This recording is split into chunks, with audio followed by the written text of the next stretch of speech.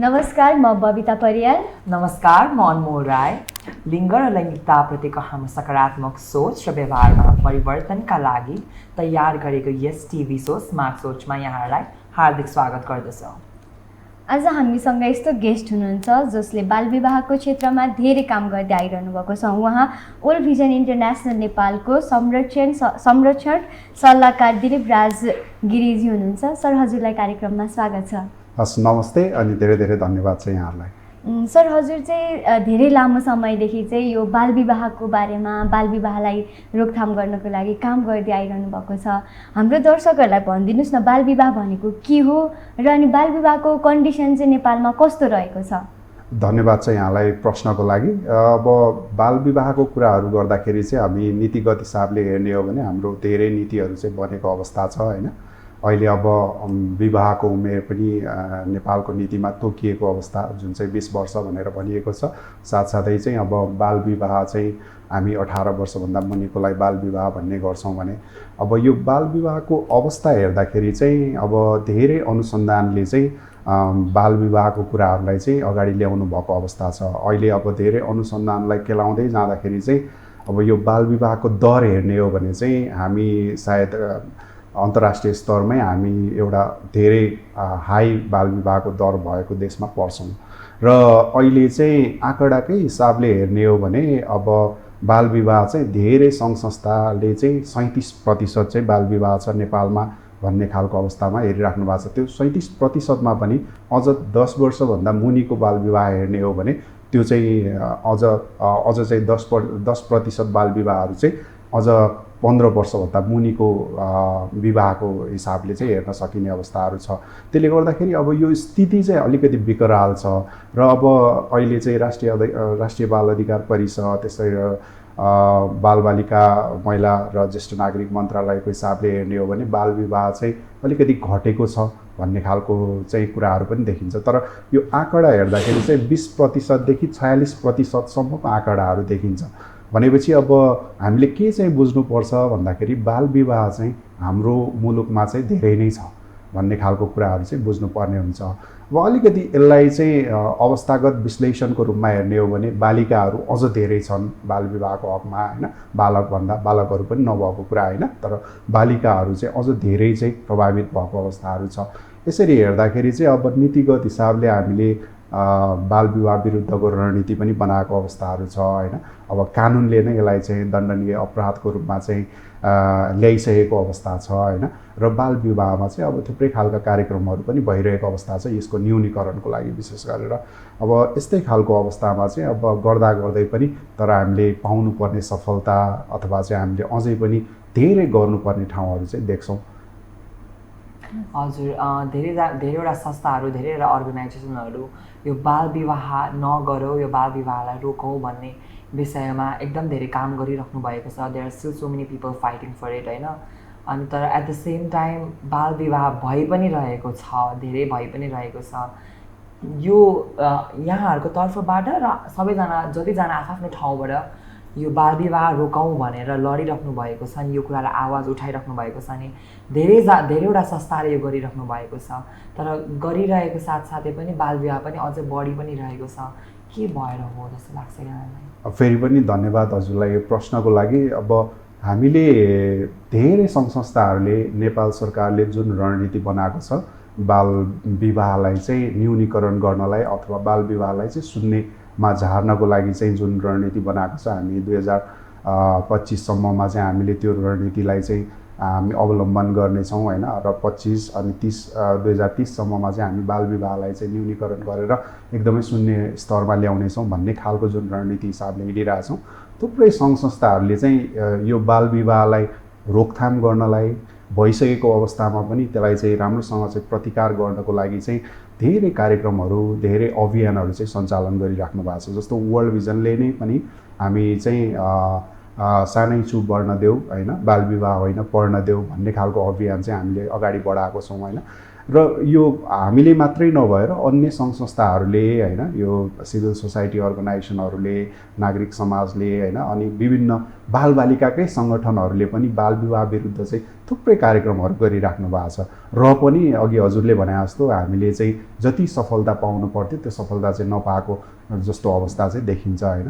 अब यसमा चाहिँ विशेष गरेर अब हामीले एउटा त नीतिगत हिसाबले हेर्ने हो भने अब यो नीतिगत हिसाबले हामीले यसलाई चाहिँ दण्डनीय अपराध बनायौँ, तर यसलाई कार्यान्वयन गर्ने क्रममा चाहिँ बाल विवाह कतिको दर्ता हुन्छ होइन, बाल विवाहलाई कतिको मुद्दाको रूपमा चाहिँ ल्याइन्छ होइन, बाल विवाहलाई चाहिँ कतिको अनुसन्धान गरेर जे सजाय पाउनुपर्ने हो त्यो सजाय दिइन्छ भन्ने कुरा चाहिँ एकदम महत्त्वपूर्ण छ। त्यसमा चाहिँ हामीले त्यो कुरालाई अलिकति राम्रो ढङ्गले, अलिकति बलियो ढङ्गले कार्यान्वयन गर्न नसकेको हुँदाखेरि त्यो चाहिँ एउटा कारण मुख्य देखिन्छ होइन, बाल विवाह चाहिँ बढ्दै जानुको अथवा बाल विवाह हुनुको।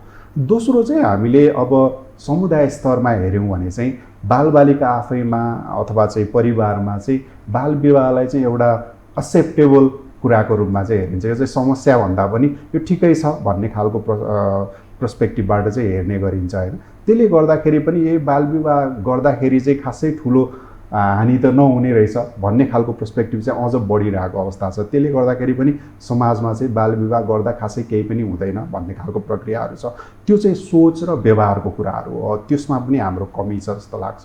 र साथसाथै त्योसँग जोडिएको कुरा चाहिँ हामीले बाल विवाहको असरहरू भन्दै गर्दाखेरि जस्तो बाल विवाहले चाहिँ के असर ल्याउँछ त भन्ने कुरामा चाहिँ शिक्षासँग जोड्ने कुराहरू धेरै हुन्छ भने स्वास्थ्यसँग चाहिँ अलिकति कम जोडिन्छ होइन। त्यसले चाहिँ अब सानै उमेरमा विवाह गर्दाखेरि, सानै उमेरमा चाहिँ तपाईँको चाहिँ यौन क्रियाकलापहरू हुँदाखेरि, सानै उमेरमा चाहिँ तपाईँको चाहिँ बाल बच्चाहरू चाहिँ जन्माउने प्रक्रियाहरू हुँदाखेरि चाहिँ त्यसले चाहिँ बालिकाको चाहिँ स्वास्थ्यमा कस्तो खालको असर ल्याउँछ, त्यो चाहिँ ग्रोथसँग कसरी रिलेट छ भन्ने खालका कुराहरू चाहिँ बुझाउन नसकेको अवस्थाहरू पनि देखिन्छ होइन।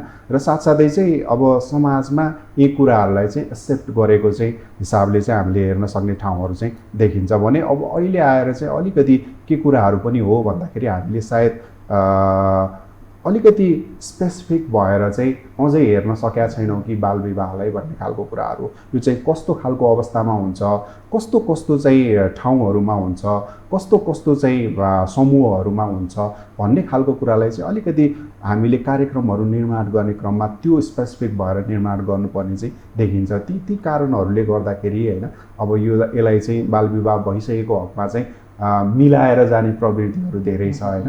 त्यो मिलाउने प्रवृत्तिले गर्दाखेरि चाहिँ बाल विवाहहरू अझै पनि हामीले जति न्यूनीकरण गर्नुपर्ने हो त्यो चाहिँ गर्न सकिरहेको अवस्था छैन। तर यति भन्दैमा अब हाम्रो प्रयास चाहिँ जारी छ होइन, हामी सबै मिलेर यसलाई न्यूनीकरण गर्नुपर्छ भन्ने अठोट नै लिएर अगाडि बढिरहेका छौँ। हजुर हजुर, सफलता छैन भन्दैमा प्रयास पनि रोकिने त भन्ने हुँदैन नि त। हजुर हजुर।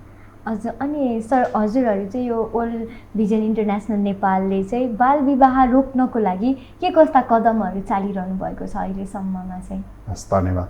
हामीले चाहिँ विशेष गरेर अघि पनि भने मैले जस्तो वर्ल्ड भिजनले चाहिँ बाल विवाहलाई चाहिँ हाम्रो एउटा चाहिँ अन्तर्राष्ट्रिय अभियान छ हाम्रो चाहिँ, जुन चाहिँ बालबालिकामाथि हुने हिंसालाई चाहिँ रोक्नुपर्छ भनेर विभिन्न वर्ल्ड भिजनको विभिन्न देशहरूमा काम गर्छ वर्ल्ड भिजनले। अनि काम गर्ने क्रममा चाहिँ विभिन्न देशले आफ्ना सवालहरू पहिचान गर्नुभएको छ। नेपालले चाहिँ हामीले बाल विवाहलाई एउटा सवालको रूपमा पहिचान गरेका छौँ र बाल विवाह विरुद्धको अभियान चाहिँ अगाडि बढाएका छौँ होइन। अब यो अभियानमा चाहिँ हामीले विशेष गरेर अब बालबालिकालाई बाल विवाहमा नपर्नको लागि चाहिँ रणनीति चाहिँ नेपाल सरकारले ल्याउनु भएको छ। त्यो रणनीतिमा चाहिँ नीतिगत कुराहरूलाई सबल बनाउने, नीतिगत कार्यान्वयनहरू सबल बनाउने होइन, बालबालिकाको चाहिँ अभिभावकहरूसँग काम गर्ने, बालबालिका आफैलाई पनि कसरी चाहिँ सबल बनाउन सकिन्छ भन्ने खालका कुराहरूमा काम गर्ने होइन, र विभिन्न सरोकारवालाहरूसँग कसरी समन्वय गरेर बाल विवाह विरुद्ध चाहिँ अभियानहरू चलाउन सकिन्छ भन्ने खालका फोकसहरू छन् त्यो रणनीतिमा। र त्यही रणनीतिलाई होइन बालबालिका ऐनलाई नै हामीले चाहिँ फोकस गरेर बाल विवाह विरुद्धको अभियानहरू चाहिँ चलाइरहेको अवस्था छ। अहिले चाहिँ विशेष गरेर हाम्रो अभियान चाहिँ के छ भन्दाखेरि विशेष गरेर बालबालिकाहरूलाई चाहिँ हामीले कसरी चाहिँ शिक्षित बनाउन सक्छौँ बाल विवाहको इस्युमा, र त्यो बाल विवाहले चाहिँ के असर ल्याउँछ बालबालिकामाथि भन्ने खालका कुराहरूलाई चाहिँ एउटा उनीहरूको ज्ञानको हिसाबले र उनीहरूको सिपको हिसाबले पनि हामीले त्यो कुराहरू चाहिँ उहाँहरूमाथि लगिरहेको अवस्था छ। भन्न खोज्दाखेरि चाहिँ एउटा त बाल विवाहबाट म कसरी बच्ने भनेर त्यो सिकाउन खोजिरहेछौँ हामी। दोस्रो चाहिँ यदि परिहालेको खण्डमा कहाँ सेवा सुविधाहरू पाइन्छ ताकि त्यसलाई चाहिँ न्यायिक हिसाबले अगाडि बढाउन सकियोस् भन्ने खालका कुराहरू चाहिँ हामी बालबालिकालाई उनका परिवारहरूलाई चाहिँ सिकाउँदै आइरहेको अवस्था छ एउटा। दोस्रो चाहिँ हामीले यसैको अवसरमा चाहिँ यो रणनीतिहरूलाई स्थानीय स्तरमा कसरी स्थानीयकरण गर्ने त हैन। सङ्घीय स्तरमा त रणनीति त बनेको छ, तर त्यसलाई पालिका लेभलमा प्रदेश स्तरमा कसरी लाने भन्ने कुरालाई पनि हामीले हेरिरहेको छौँ ताकि त्यहाँको पालिकाले पनि यसलाई चाहिँ अभियानको रूपमा लग्न सकोस् भन्ने खालको फलस्वरूप हामीले चाहिँ सुदूरपश्चिम प्रदेशमा प्रदेश 2 मा चाहिँ यसलाई अब्बल हिसाबले अगाडि बढाइरहेको अवस्थाहरू पनि छ हैन। र साथसाथै चाहिँ अलिकति हामीले यो बाल विवाहका मुद्दाहरू चाहिँ यो चाहिँ सिफारिस प्रक्रियामा आउनु पर्यो हैन, दर्ता प्रक्रियामा आउनु पर्यो। बाल विवाह भयो त्यत्तिकै छोड्ने होइन भन्ने खालको कुरालाई पनि हामीले त्यो अलिकति जोड दिनुपर्छ भनेर चाहिँ यो प्रणालीलाई विकास गर्ने कुराहरू विशेष गरेर मुद्दा दर्ता, मुद्दाको चाहिँ व्यवस्थापन, घटना व्यवस्थापनका कुराहरूलाई पनि हामीले चाहिँ बलियो हिसाबले ल्याउँदै आइरहेको अवस्था छ भने अर्को चाहिँ हामीले समुदाय स्तरमा बालबालिकाहरूका जुन सङ्गठनहरू छन्, बाल क्लबको कुराहरू भयो, रूपान्तरण क्लबका कुराहरू छन् हैन, त्यो खालका क्लबहरूलाई कसरी चाहिँ हामीले उहाँहरूलाई चाहिँ हामीले कसरी परिचालन गर्न सक्छौँ बाल विवाह विरुद्ध। अनि थुप्रै भाइ बहिनीहरूले राम्रो कामहरू पनि गरिराख्नु भएको छ, उहाँहरूलाई कसरी प्रोत्साहन गर्न सक्छौँ भन्ने कुरालाई पनि हामीले हेर्दै आइरहेको अवस्था छ भने अब यो कुरालाई कसरी एकीकृत रूपमा चाहिँ हामीले सरकारलाई रिपोर्ट गर्न सक्छौँ भन्ने कुरामा पनि हामी विभिन्न एजेन्सीहरूसँग चाहिँ हामी कुराकानीहरू गर्ने, यसमा चाहिँ अनुसन्धानहरू गर्ने, यसमा चाहिँ भएका प्रतिवेदनहरू निकाल्ने, त्यस्तो खालको कुराहरूमा चाहिँ हामी अलिकति फोकस भएर काम गरिरहेको अवस्थाहरू चाहिँ छ अहिले चाहिँ। बाल विवाह हुनुको रिजन त पक्कै पनि एउटा त छँदै नै छैन, धेरैवटा रिजनहरू छ जसले गर्दाखेरि चाहिँ चाइल्ड म्यारेज अझै पनि स्टिल भइरहेको छ। तर कुनै सम रिजन्सहरू बताइदिनुहोस् न, why child marriage is still happening भनेर। अब यो बाल विवाह चाहिँ कस्तो भन्दाखेरि अब जस्तो तपाईँको साइन्टिफिक खालको कुराहरू भइदिएको भए चाहिँ ठ्याक्कै यो कुराले चाहिँ यो भयो भनेर भन्न सक्छौँ हामी हैन। तर बाल विवाहको कुराहरू गर्दाखेरि चाहिँ यो चाहिँ सोसियल हाम्रो समाजसँग चाहिँ रिलेटेड छ हैन। र व्यक्तिगत हिसाबले चाहिँ बालबालिकाले कसरी चाहिँ त्यो भोग्ने हैन, बालबालिकाले कसरी प्रतिकार गर्ने, बालबालिकाका आमा बुवाले कसरी प्रतिकार गर्ने, समाजमा रहेका अरू व्यक्तिहरूले कसरी प्रतिकार गर्ने भन्ने खालको कुराहरू चाहिँ यसमा आउँछ। त्यसले गर्दाखेरि सायद एउटा मुख्य रिजन चाहिँ त्यो स्तरमा हेर्दाखेरि चाहिँ के हो भन्दाखेरि हाम्रो सोच र हाम्रो बुझाइ चाहिँ अझै पनि कमी छ जस्तो लाग्छ हैन। त्यो चाहिँ सायद हामी काम परियोजनाहरू गरिराख्ने सङ्घ संस्थामा पनि अलिकति बुझाइ चाहिँ के चाहिँ कमी हुनसक्छ भन्दाखेरि हामीले कस्तो खालको कार्यक्रम बनाउने त अब हैन, बाल विवाह नगर भनेर चाहिँ सर्फिसियल अभियानहरू चलाउने कि अथवा चाहिँ अब हामी अलिकति स्पेसिफिक भएर जाने भन्ने कुरा हामीमा होला।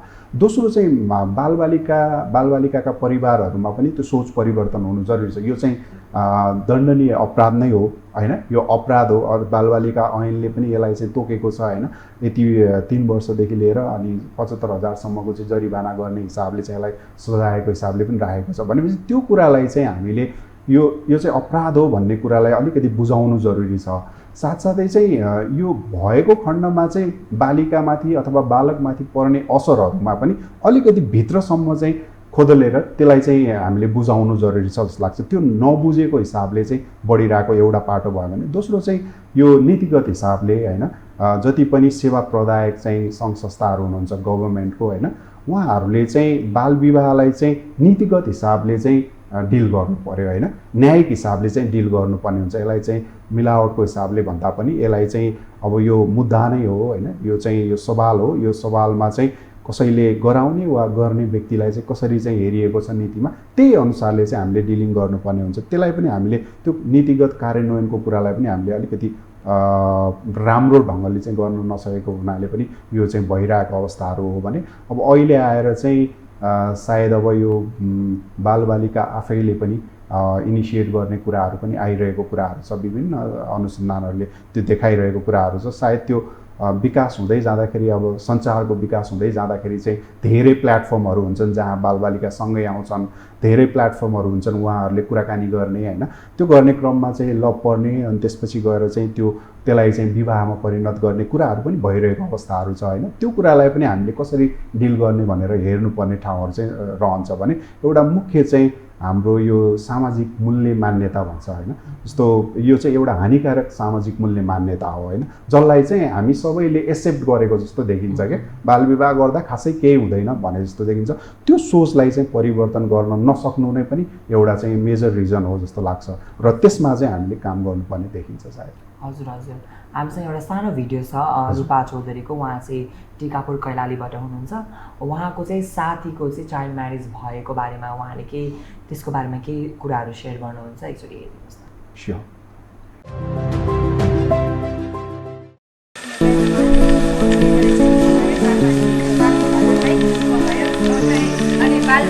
बालविवाह हामीले अन्त्य गरिराखेको छौँ, किनभने मैले 9-10 क्लासमा पढ्ने बेलाको कुरा हो। त्यति बेला चाहिँ मेरो एकदमै मिल्ने साथीको पनि बालविवाह, तिनीहरूको प्रेममा परेर चाहिँ बालविवाह भएको थियो र त्यति बेला तिनी साथीलाई मैले पढ्ने क्रममा चाहिँ मैले जाँदाखेरि बाटोमा पनि अब उनीसँग भेट हुँदाखेरि चाहिँ मैले उनीहरूलाई कहिलेकाहीँ घाँस काटेको गएको देख्थेँ होइन। अनि कति बेला चाहिँ भाँडा माझी राखेको देख्थेँ, अनि कति बेला चाहिँ घर सरसफाइ गरिराखेको देखिरहेको थिएँ। अनि त्यति बेला चाहिँ मैले आफूलाई एकदमै नराम्रो फिल गर्थेँ कि आखिर पढ्ने उमेरमा चाहिँ किन बालबालिकाहरूले चाहिँ यस्तो काम गर्न राखेको छ त। त्यही भएर चाहिँ मैले त्यो मनमा लागेको हुनाले चाहिँ मैले बालविवाह रोक्नुपर्छ है भनेर चाहिँ मैले लागेको छु यसमा। बालविवाह रोक्नको लागि हामीहरूले चाहिँ मैले चाहिँ रूपान्तरण क्लास चलाइराखेको छु होइन। अनि हाम्रो सक्षम छोरी अभियान पनि अहिले चलिराखेको छ र हामीले थुप्रै क्लबमा गएर चाहिँ हामीले सक्षम छोरीको भयो जस्तो सेल्फ डिफेन्सहरू कार्यक्रमहरू चलाइराखेका छौँ र अनेक किशोरीहरूलाई पनि जुटाएर यसको बारेमा हामीले सल्लाह सुझावहरू दिइराखेका छौँ। जो चाहिँ बालविवाह गरिराखेको छ उनीहरूलाई चाहिँ हामीले भेटेर बालविवाह गर्नु हुँदैन भनेर चाहिँ हामीले उनीहरूलाई सम्झाउने गर्छौँ। यदि उहाँहरूको चाहिँ मागेर बालविवाह हुँदैछ भनेपछि उहाँहरूको अभिभावकहरूलाई पनि बालविवाहबारे चाहिँ हामीले सम्झाउन सक्छौँ, बालविवाह गर्दाखेरि नराम्रो हुन्छ भनेर। अनि जो चाहिँ आफ्नै मर्जीले भागेर जो विवाह गरिराखेको छ तिनी भाइ बहिनीहरूलाई चाहिँ हामीले किन गर्नुभएको भनेर बालविवाह र तिनीहरू चाहिँ बालविवाह गर्दाखेरि चाहिँ आउने समस्याहरू तिनीहरूलाई चाहिँ राम्ररी बुझाउने। यदि त्यो पनि भएन भने चाहिँ हामीले स्थानीय सरकारसँग जानकारी गर्ने र प्रहरी कार्यालयसम्म चाहिँ पनि जानकारी गराउने चाहिँ हामीले गरेको छौँ। बालविवाह अन्त्य चाहिँ गर्न सकिन्छ जबकि हामीलाई आफ्नो अभिभावकबाट होइन, आफ्नो समुदायका बुझ्ने व्यक्तिहरूबाट अथवा हाम्रो स्थानीय सरकारबाट हामीले सपोर्ट पाउँदाखेरि यो बालविवाह रोक्न सकिन्छ। तर हामीलाई अप्ठ्यारो केमा छ भनेपछि कसैले हामीलाई साथ सपोर्ट नगरेपछि चाहिँ अहिले तकै कहिले पनि यो बालविवाह रोक्न सकिँदैन। बालविवाह गर्नु भनेको सबभन्दा पहिले त यो गैर कानुनी काम हो होइन। यो बालविवाह गरिसकेपछि चाहिँ कानुनी लाग्छ है। र यो बालविवाह गर्नेलाई र गराउनेलाई चाहिँ म के भन्न चाहन्छु भनेपछि बालविवाह गरिसकेपछि चाहिँ उहाँहरूले धेरै नै प्रब्लममा हुनुहुन्छ होइन। समस्या आउँछ उहाँहरूको, जस्तो कि स्वास्थ्यमा आउन सक्छ, घर परिवारमा आउन सक्छ होइन। र उहाँहरूले चाहिँ काम गरेरै आफ्नो जिन्दगी बिताउनु पर्छ र उहाँहरूले चाहिँ आफूले चाहेको जस्तो चाहिँ उहाँहरूले जीवन कहिले पनि बिताउन सक्नुहुन्न। बालविवाह गर्दै उहाँलाई बहुत समस्या आयो।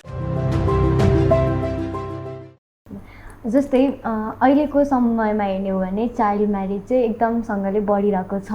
अब यसको मुख्य कारण चाहिँ कसले नबुझेको हो कि फ्यामिलीले नबुझेर चाहिँ चाइल्ड म्यारेज भइरहेको छ कि बालबालिका आफैले नबुझेर चाहिँ चाइल्ड म्यारेज भइरहेको हो कि अथवा हामीले बनाएको जुन ऐन कानुनहरू छ त्यो फितलो भएर चाहिँ अहिले यस्तो भइरहेको हो कि हजुरको विचारमा चाहिँ कसलाई चाहिँ बुझाउँदा अझ इफेक्टिभ हुन्छ जस्तो लाग्छ?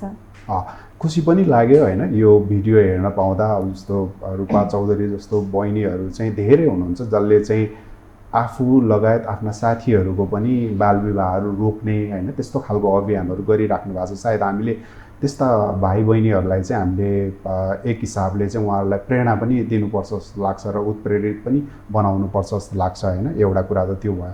जस्तो हजुरले सोध्दै गर्दाखेरि चाहिँ अब यो कसले नबुझेको हो भन्ने खालको प्रश्नमा जाँदाखेरि चाहिँ अब यो त्यसैले नबुझेको भन्ने भन्दा पनि सायद यो हामी सबैको बुझाइलाई चाहिँ हामीले अलिकति अझ राम्रो ढङ्गले अगाडि बढाउनु पर्ने देखिन्छ। त्यसमा चाहिँ बालबालिका आफैले पनि के बुझ्नु पर्यो भन्दाखेरि मैले चाहिँ सानो उमेरमा विवाह गरेँ भने मेरो शिक्षाको हिसाबले म पछाडि पर्छु र मेरो चाहिँ स्वास्थ्यको हिसाबले पनि म पछाडि पर्छु र मैले चाहिँ क्यारियरमा मैले जे गर्नुपर्ने म जसरी राम्रो चाहिँ वयस्क भएर निस्किनु पर्ने हो त्यो निस्किन सक्दिनँ, मलाई धेरै कुराहरू चाहिँ हानि हुनसक्छ भन्ने कुराहरू चाहिँ बुझ्नु जरुरी छ। र त्यो कुराहरू बुझाउने क्रममा चाहिँ हामीले पनि अलिकति त्यसलाई चाहिँ अझ स्पेसिफिक भएर होइन साँच्चीकै के असर हो त भन्ने कुराहरू चाहिँ बुझाउनु जरुरी छ जस्तो लाग्छ। र त्यो कुराहरू चाहिँ बालबालिका र अभिभावकले बुझ्नुभयो भने सायद उहाँहरूबाट चाहिँ त्यस्तो खालको क्रियाकलापहरू अलिकति कम हुन्छ कि ए बालविवाह गर्नु हुँदैन रहेछ भन्ने खालको बुझाइहरू हुन्छ कि होइन। एउटा पाटो त्यो भयो होइन। दोस्रो पाटो चाहिँ जस्तो बालविवाह चाहिँ एउटा त रोकथाम गर्ने चाहिँ सरकारदेखि लिएर हामी सबैको चाहिँ एउटा दायित्व हो, रोकथाम गर्ने नै होइन, हुन नदिनु नै पहिलो दायित्व हो। अनि अब त्यो हुन नदिनको लागि चाहिँ संरचना चाहिँ बलियो हुनु जरुरी छ क्या होइन। प्रहरी हुनुहुन्छ यसमा, बाल अधिकार समितिहरू हुनुहुन्छ यसमा, पालिकाहरू हुनुहुन्छ, प्रदेश छ, सङ्घ छ, अब अनि हामी जस्तो सङ्घ संस्थाहरू छ जसले चाहिँ सरकारलाई सहायता गरिरहेछौँ र हजुर जस्तो के अरे हाम्रो थुप्रै बालबालिकाहरू पनि हुनुहुन्छ होइन। भनेपछि त्यो सबैलाई चाहिँ एउटा चाहिँ संरचनाको रूपमा चाहिँ हामीले हेरेर त्यो सबै संरचनाले कसरी दुरुस्त भएर काम गर्ने त होइन। बालविवाहको इस्यु देख्ने बित्तिकै त्यसलाई कसरी रिपोर्ट गर्ने, कसरी चाहिँ त्यसलाई न्यायिक हिसाबले लग्ने भन्ने कुरामा चाहिँ त्यो अलिकति सबल बनाउँदै लानुपर्छ। त्यो बुझाइ पनि हामीमा हुनु जरुरी छ होइन। र साथसाथै चाहिँ हामीले जे सेवा दिन्छौँ होइन न्यायिक हिसाबले होइन, हामीले जे सेवा दिनुपर्छ बालविवाह भएको खण्डमा त्यसलाई त्यो घटनाको चाहिँ व्यवस्थापन कसरी गरिनुपर्छ भन्ने कुरामा पनि हामीले चाहिँ त्यहाँनिर चाहिँ अब अलिकति सिप भएका व्यक्तिहरूलाई अनि त्यसपछि गएर चाहिँ त्यहाँनिर चाहिँ हामीले त्यो सेवा प्रदायक चाहिँ सङ्गठनहरूलाई चाहिँ कसरी सेवा दिने भन्ने कुरामा पनि क्षमता चाहिँ अभिवृद्धि गर्नु चाहिँ जरुरी छ जस्तो लाग्छ। र मेनली चाहिँ अब यो कानुनको हिसाबले चाहिँ यदि यो चाहिँ दण्डनीय अपराध भनेर भनिसकेको अवस्था छ होइन, र यसलाई चाहिँ कार्यान्वयन कसरी गर्ने त अब होइन। बालविवाह देखेको हकमा चाहिँ सरकार पक्षले नै कसरी त्यो बालविवाह विरुद्ध चाहिँ काम गर्न सक्छ, संस्था पक्षले नै कसरी बालविवाह विरुद्ध काम गर्न सक्छ भन्ने कुरालाई पनि हामीले चाहिँ महत्त्वपूर्ण हिसाबले चाहिँ अगाडि बढाउनु पर्ने चाहिँ हुन्छ जस्तो लाग्छ। अनि कहिलेकाहीँ चाहिँ के पनि आउँछ भन्दाखेरि बुझेर पनि बुझेकै व्यक्तिहरूले पनि यस्तो कामहरू गरिरहेको छ भन्ने खालको कुरा आउँछ। त्यो चाहिँ किन भन्दाखेरि समाजसँग हामी जोडिएको छौँ र समाजमा चाहिँ हामीले के बुझाउन सकेका छैनौँ भन्दाखेरि अझै पनि अब धेरै व्यक्तिहरूले बुझ्नुभयो होला तर अझै पनि नबुझेका व्यक्तिहरू पनि हुनुहुन्छ होइन। र कतिपय कुराहरू चाहिँ अब अरू इस्युहरूसँग पनि जोडिएको हुन्छ, आर्थिकसँग जोडिएको हुन्छ होइन, उसको स्वास्थ्यसँग शिक्षासँग पनि जोडिएको अवस्थाहरू हुन्छ होइन। घर परिवारमा चाहिँ एक खालको चाहिँ कमजोरीहरू छ भने त्यसलाई पनि चाहिँ बालविवाहसँग जोड्न सकिने ठाउँहरू हुनसक्छ। भनेपछि त्यस्ता कुराहरूमा पनि हामीले कसरी चाहिँ अँगाल्ने त भन्ने कुराहरू चाहिँ हेर्नुपर्ने जरुरी हुन्छ। अब त्यो परिवार सबल भयो भने होइन, त्यो परिवारले चाहिँ बुझाइ पनि भयो र आर्थिक हिसाबले चाहिँ उन्नति गर्न सक्ने क्षमता पनि भयो, शिक्षित पनि भयो भने चाहिँ हामीले त्यो खालको चाहिँ सफलताहरू पाउन सक्ने अवस्थाहरू रहन सक्छ। र यही कुराहरू चाहिँ हामीले सबै लेभलमा बुझाउनु पर्ने जस्तो देखिन्छ। यो न कि बालबालिका आफैमा मात्रै भन्दा पनि अब परिवार आफैमा भन्दा पनि सेवा प्रदायकसम्मको बालबालिकादेखि सेवा प्रदायकसम्मको कुरालाई चाहिँ हामीले कसरी प्यारलली लगेर बुझाउने भन्ने कुरा चाहिँ महत्त्वपूर्ण हुन्छ जस्तो लाग्छ। हजुर, अनि यसको सँगसँगै सरलाई एउटा क्वेसन गर्न चाहेँ। जस्तै यो जुन बाल क्लबमा रहेर काम गरिरहनु भएको हाम्रो साथीहरू हुनुहुन्छ अनि हामी जस्तै किशोर किशोरीहरू हुनुहुन्छ, उहाँहरूले चाहिँ के गरिरहनु भएको छ भने आफूले सिकेको कुरा एकातिर छ, व्यवहारको कुरा अर्कोतिर भयो। अनि अहिले जुन उहाँहरूले जो कार्यक्रममा जानुहुन्छ बाल क्लबमा बाल विवाह गर्नु हुँदैन भनिरहनु भएको छ, यो कन्डिसनमा चाहिँ उहाँहरू आफैले बाल विवाह गरेर जानुभएको केसहरू पनि थुप्रै छन् हो। अनि त्यही भएर अहिले चाहिँ बालबालिकाहरूलाई बाल क्लबसम्म आउनको लागि पनि गाह्रो भइसकेको छ, किनभने अब घरमा बाल क्लबमा जान्छु भनेर गएको मान्छे भोलि अन्तै भागेर गयो भन्नेको न्युज सुन्दाखेरि प्यारेन्ट्स पनि त्यही अनुसारले डराइरहनु भएको छ। कसरी बाल क्लबमा जाने त, बाल क्लबबाट त हामी धेरै कुराहरू सिकेर आइरहेका छौँ नि त, त्यही भएर अब केही सिक्ने प्लेटफर्म पनि चेन्ज होला कि भनेर हामी जस्तो बाल क्लबमा काम गरिरहेका मान्छेहरूलाई चाहिँ डर लाग्न थालिसक्यो क्या। यसलाई चाहिँ अब हामीले कसरी लैजान सक्ने, कसरी उहाँहरूलाई बुझाउने, कसरी हाम्रो प्यारेन्ट्सलाई बुझाउने, किनभने एकजनाले गरेको गल्तीले गर्दा आज सिङ्गो बाल क्लबमा नै असर परिरहेको छ नि, यसलाई चाहिँ कसरी जान सकिन्छ होला? एकदमै महत्त्वपूर्ण प्रश्न अथवा यो कुरा उठाउनु भयो यहाँले होइन। जस्तो हामीले चाहिँ बालबालिका नै परिवर्तनको वाहक हुनुहुन्छ भनेर भन्दै गर्दाखेरि चाहिँ र बुझ्नुभएको बालबालिकाहरू जो चाहिँ बाल क्लबसँग आबद्ध पनि हुनुहुन्छ, धेरै तालिमहरू लिनुभएको छ र आफूले सिकेको कुरा अरूलाई पनि सिकाइराख्नु भएको छ होइन। र त्यति गर्दा गर्दै पनि अघि हजुरले भने जस्तो केही भाइ बहिनीहरू आफै पनि अब त्यो खालको बाल विवाहमा चाहिँ परिराख्नु भएको अवस्था छ होइन। त्यसले गर्दाखेरि चाहिँ अब बाल क्लबहरू चाहिँ राम्रो हो कि होइन भन्ने प्रश्न पनि उठ्न सक्छ होइन। भोलिको दिनमा चाहिँ त्यो उठ्न थालेको अवस्थाहरू पनि छ होइन। त्यसले गर्दाखेरि चाहिँ सायद अब यो कुरालाई चाहिँ हामीले अब यो चाहिँ व्यक्तिगत कुराहरू पनि हुन् होइन। जस्तो मेरो आचरण अथवा मेरो बुझाइ कस्तो हुने भन्ने कुरा चाहिँ ममा निहित हुन्छ होइन। तर अरूले भन्ने कुराहरू रहला, अरूले सम्झाउने कुराहरू रहला, तर म आफैले चाहिँ कसरी अगाडि बढ्ने भन्ने कुरा चाहिँ ममा पनि निहित हुन्छ। त्यसले गर्दाखेरि चाहिँ अब बालबालिकाहरूले चाहिँ अब साँच्चीकै चाहिँ असरहरू बुझ्नुपर्ने हुन्छ यहाँनिर होइन। अनि र साथसाथै असरहरू बुझ्ने क्रममा त्यो अरूलाई बुझाउँदै गर्दाखेरि आफ्नो पनि ड्युटीहरू के हो त, मैले के गर्न मिल्छ के गर्न मिल्दैन भन्ने खालको कुरालाई पनि हामीले बुझाउनु पनि पर्छ र उहाँहरूले बुझ्नु पनि पर्छ जस्तो लाग्छ। कहिलेकाहीँ चाहिँ अब त्यही प्लेटफर्म नै जहाँनिर चाहिँ बालविवाह हुनु हुँदैन भनेर चाहिँ हामी कुरा गर्ने प्लेटफर्म नै बालविवाहको प्लेटफर्म हुनसक्छ होइन। अब यस्तो अवस्थाहरू चाहिँ नआओस् भन्नका लागि चाहिँ हामीले अलिकति चनाखो भएर अगाडि बढ्नुपर्ने पनि देखिन्छ होइन। कसरी चाहिँ के भन्छ हाम्रो भाइ बहिनीहरूलाई चाहिँ त्यस्तो अवस्थामा नपुग्नको लागि चाहिँ काउन्सिलिङ्सहरू गर्ने होइन। यदि त्यस्तो अवस्थाहरू देखियो भने चाहिँ उहाँहरूलाई तुरुन्तै के सेवाहरू दिन सकिन्छ होइन, त्यो खालको कुराहरू पनि हेर्नुपर्ने देखिन्छ। भने एउटा महत्त्वपूर्ण कुरा चाहिँ के पनि हो भन्दाखेरि चाहिँ सायद अब यो हामीले अब यसलाई चाहिँ विषयको रूपमा अगाडि उठाउनु पर्ने पनि देखिन्छ। जस्तो अब धेरै जसो ठाउँहरूमा जहाँ चाहिँ अर्बन भनौँ न यो सहरीकरणहरू छ, त्यो सहरीकरण सहरहरूमा चाहिँ अब विश्वमा पनि हेर्यो भने चाहिँ अब गर्लफ्रेन्ड बोयफ्रेन्ड हुनु भनेको चाहिँ इट्स अ नर्मल थिङ जस्तो देख्छ होइन। त्यो चाहिँ सामान्य कुरा हो भन्ने खालको कुराहरू चाहिँ देखिन्छ। तर अब जस्तो हाम्रो देशमा चाहिँ अनि ग्रामीण परिप्रेक्ष्यहरू धेरै पनि छ होइन। र ग्रामीण परिप्रेक्ष्यहरूमा चाहिँ त्यस्तो खालको अवस्थालाई चाहिँ अलिकति नकारात्मक ढङ्गले हेरिन्छ। केटा र केटी चाहिँ सँगै हिँड्नु हुँदैन भन्ने खालको पर्सपेक्टिभहरू पनि छ।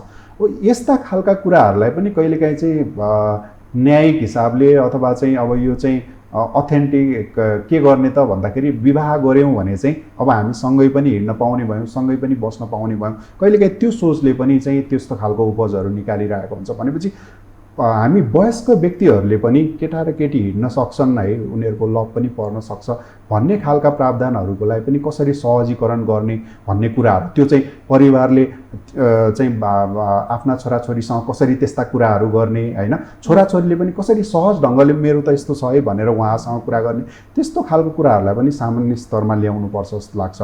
र यसमा सञ्चारको एकदमै महत्त्वपूर्ण भूमिका हुन्छ। जस्तो मैले मेरो बुबा आमासँग गर्ने सञ्चार चाहिँ क्लियर छ, मेरो बुबा आमाले मसँग गर्ने सञ्चारहरू क्लियर छ भने चाहिँ हामीले धेरै कुराहरू बुझाउन सक्छौँ। तर यदि सञ्चारै हुँदैन भने चाहिँ होइन हामीले बुझाउन सक्ने अवस्था हुँदैन होइन। त्यसले गर्दाखेरि चाहिँ अब त्यो एउटा पाटो हो। दोस्रो पाटो चाहिँ अब यदि भइहालेको खण्डमा चाहिँ त्यो घटना व्यवस्थापनलाई चाहिँ न्यायिक हिसाबले नै अगाडि बढाउनुपर्छ हामीले होइन। अब बालबालिकाले आफै गर्नुभयो भने पनि अब त्यसलाई चाहिँ सामान्य स्तरमा हेरेर छुटाउने एउटा प्रविधि मात्रै गरेर भन्दा पनि त्यसलाई चाहिँ न्यायिक हिसाबले कसरी अगाडि बढाउनुपर्छ भन्ने कुरालाई पनि हेर्नुपर्छ। र एउटा चाहिँ अनुसन्धानको पनि जरुरी छ जस्तो लाग्छ। यो ट्रेन्ड आउँदै गर्दाखेरि अब बालबालिका आफैले पनि चाहिँ यो सुरु गरेका छन् भनेर धेरै अनुसन्धानहरूले देखाइरहेको छ। नेपाल सरकारले पनि यसलाई चाहिँ एउटा रिजनको रूपमा राखेको अवस्था देखिन्छ बालविवाहका रिपोर्टहरूमा होइन। भनेपछि त्यो देख्दाखेरि चाहिँ किन रहेछ त बालबालिकाले साँच्चीकै चाहिँ सानो उमेरमा आफै किन विवाह गरे? हिजो चाहिँ हामी के सोच्थ्यौँ भने बुवा आमाले अथवा अरूले चाहिँ शक्ति प्रयोग गरेर होइन बाल विवाह चाहिँ गराइरहेछन् भन्ने सोच्थ्यौँ भने अब चाहिँ हामीले अलिकति धेरै के सोच्न थालेका छौँ भने बालबालिका आफै पनि चाहिँ अब कुराकानीहरू गर्ने, प्लेटफर्ममा भेट्ने अनि विवाह पनि गर्ने कुराहरू चाहिँ बढिरहेको छ। भनेपछि यो किन भइरहेछ भनेर चाहिँ हामीले अलिकति सोच्नुपर्ने ठाउँहरू पनि छ र यसमा अनुसन्धान हुनु पनि जरुरी छ होइन कतिपय ठाउँमा। किनभने त्यो कसरी हेरिनु पर्यो भन्दाखेरि कतिपय ठाउँमा राम्रा रिजल्टहरू आएका छन्, कतिपय ठाउँमा चाहिँ केसहरू के अघि हजुरले भने जस्ता केसहरू पनि छन्। भनेपछि यो किन भइरहेछ भनेर हामीले अलिकति अनुसन्धान गर्नु पनि जरुरी छ जस्तो लाग्छ। र यो कुरालाई चाहिँ हामीले एउटै बालविवाह किन गर्यो भन्ने मात्रबाट नहेरेर होइन यसको पछाडिका रिजनहरू के छन् त भनेर केलाउनु जरुरी छ, ताकि हामीले ठ्याक्कै त्यो रिजनलाई चाहिँ हामीले न्यूनीकरण गर्नको लागि चाहिँ हामीले कार्यक्रम गर्नलाई चाहिँ सकौँ भन्ने हिसाबले चाहिँ त्यसरी जानुपर्छ जस्तो लाग्छ। र एउटा महत्त्वपूर्ण कुरा के पनि भने भन्दाखेरि अघि जस्तो रिता बहिनीकै जस्तो हिसाबले त्यस्ता अभियन्ताहरू पनि हुनुहुन्छ, उहाँहरूले चाहिँ त्यो अभियान छोड्नु भएन भनेर भन्छु। अब आफ्नै साथीहरूले पनि विवाह गर्न सक्छन्, तर त्यो अभियानलाई चाहिँ रोकथाम गर्नको लागि, बालविवाह रोकथामको लागि चाहिँ उहाँहरूले निरन्तर प्रयास गरिराख्नुपर्छ। हामी पनि निरन्तर लागिरहन्छौँ भन्ने चाहिँ हो।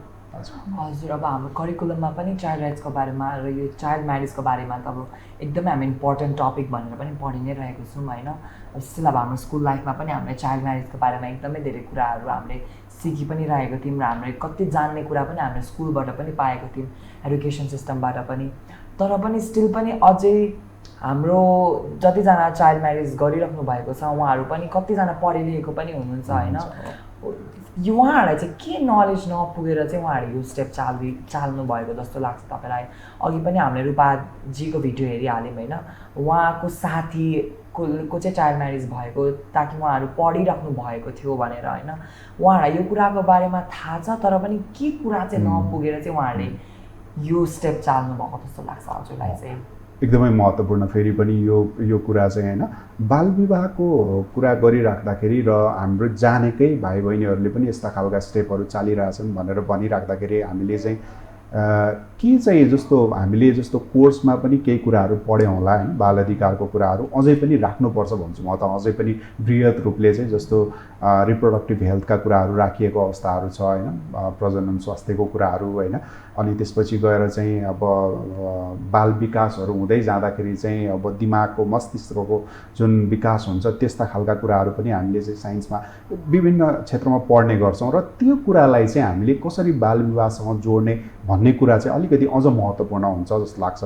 बालविवाह हुँदै गर्दाखेरि चाहिँ त्यो बालिका अथवा बालकमा पर्ने असरहरूलाई चाहिँ हामीले अलिकति स्पेसिफाई गर्दै जानुपर्छ। जस्तो हामीले चाहिँ जेनरली अब उसको शिक्षा चाहिँ टुट्न सक्छ भन्ने खालको कुराहरू रहला, तर शिक्षा टुटेको हकमा चाहिँ के हुन्छ त होइन, उसले क्यारियर कसरी बनाउने होइन, उसले चाहिँ आफ्नै लेभलका चाहिँ भाइ बहिनीहरूसँगको चाहिँ उसको कम्प्यारिजनहरू हुँदाखेरि के भन्ने त आफ्नो जीवन कस्तो भयो भन्ने खालको कुराहरू, उसँग चाहिँ त्यो खालका चाहिँ सिपहरू छन् कि छैनन् भन्ने खालको कुराहरू चाहिँ महत्त्वपूर्ण रहन्छ। भने अर्को चाहिँ यो स्वास्थ्यको हकमा अझ विशेष गरेर होइन, सानै उमेरमा चाहिँ विवाह पनि भयो, सानै उमेरमा चाहिँ बालबालिका जन्माउने कामहरू पनि भयो भने चाहिँ त्यसले चाहिँ जिउमा पनि शारीरिक हिसाबले कसरी असर गर्छ, मस्तिष्कमा कसरी असर गर्छ होइन, र उसको जीवनमै त्यसले कसरी असर गर्छ भन्ने कुराहरू अनुसन्धानले निकालेका छन् होइन।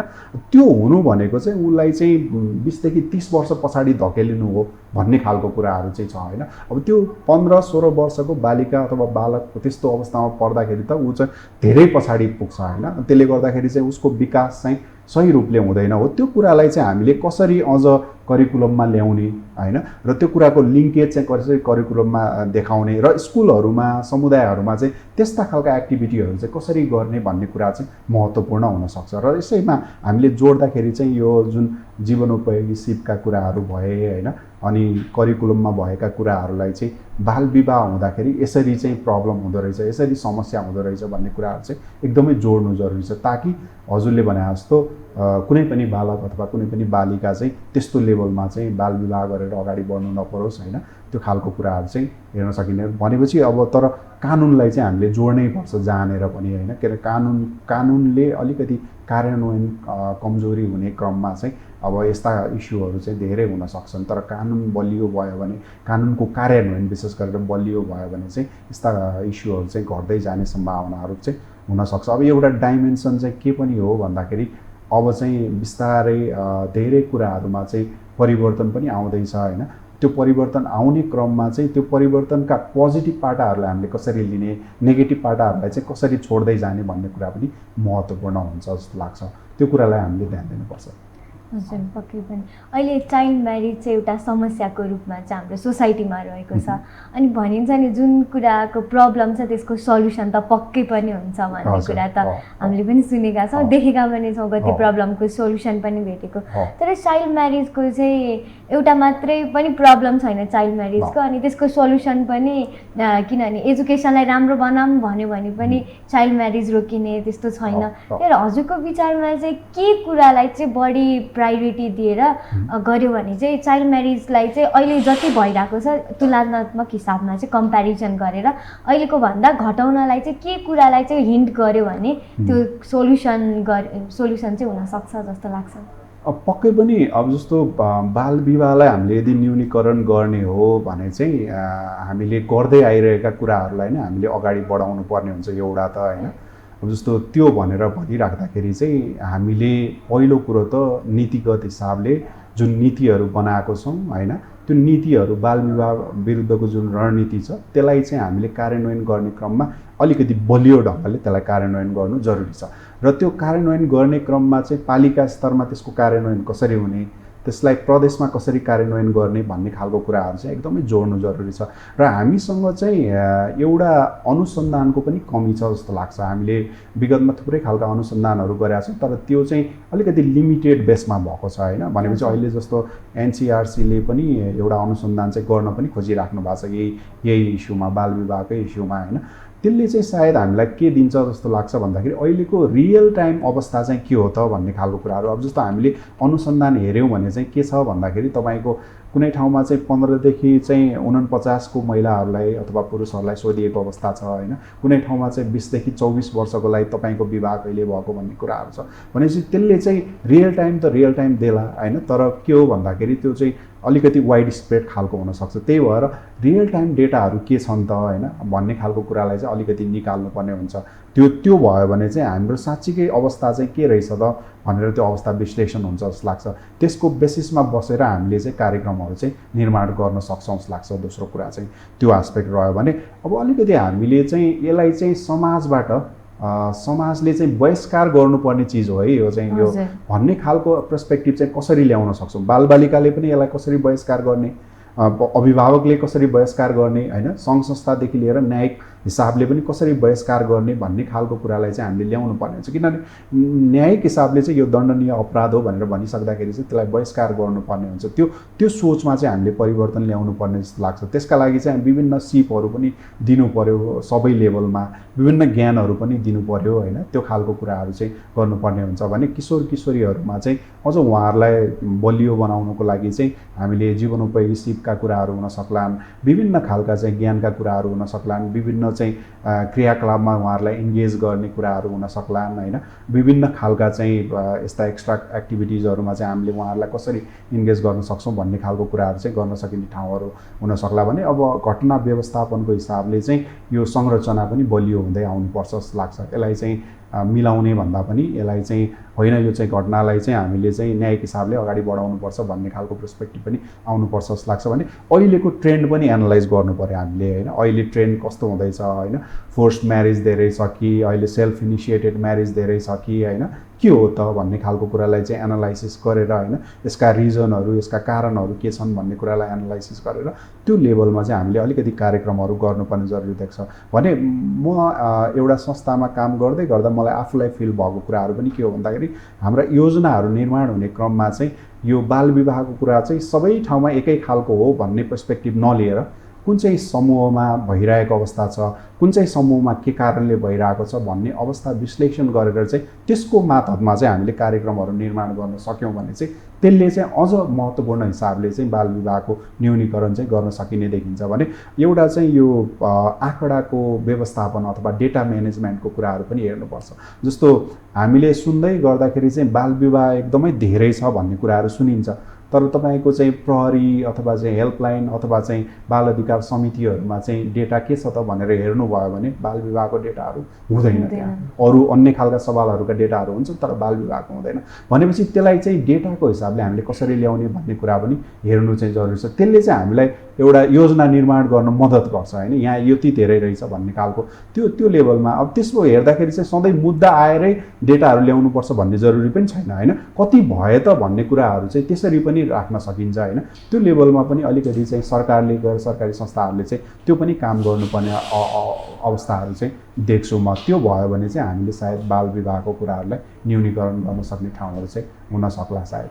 हजुर, अनि अहिले चाहिँ बनेको प्लानहरू बनेको पोलिसिजहरू धेरै पनि छन् त होइन यो बाल विवाहलाई रोकथाम गर्नको लागि। अनि यो बनेको प्लान र पोलिसिजहरूलाई चाहिँ हामीले प्रपर वेमा चाहिँ कसरी इम्प्लिमेन्टेसन गर्ने त?